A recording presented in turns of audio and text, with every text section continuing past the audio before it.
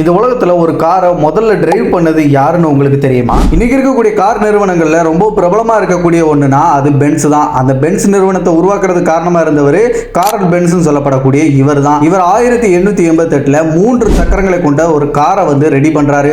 அந்த car ready பண்ண கையோட மக்கள் பார்வைக்கு சோதனை ஓட்டத்துக்காகவும் அந்த காரை எடுத்துட்டு வராரு. ஆனா திடீர்னு அந்த கார்ல சில மெக்கானிக்கலா சில ப்ராப்ளம் ஏற்பட கார்ல் பென்ஸ் இந்த கார் ஒத்திகை ஓட்டத்தை நம்ம இன்னொரு நாள் வச்சுக்கலாம் அப்படின்னு சொல்லிட்டு அவர் சொல்லிட்டு ஓரமா ஒதுங்கி நின்னுட்டு அவர் பாட்டு யோசிச்சுட்டு இருந்தாரு. உடனே கார்ல் பென்ஸோட மனைவியான பெத்தா பென்ஸ் என்ன பண்றாங்கன்னா அந்த கார் பக்கத்துல போயிட்டு அவங்க தலையில மாட்டியிருந்த அந்த கேப்ல இருந்த ஒரு ஊக்கு எடுத்து அதுல இருந்த பிரச்சனையை ஃபிக்ஸ் பண்ண ஆரம்பிச்சாங்க.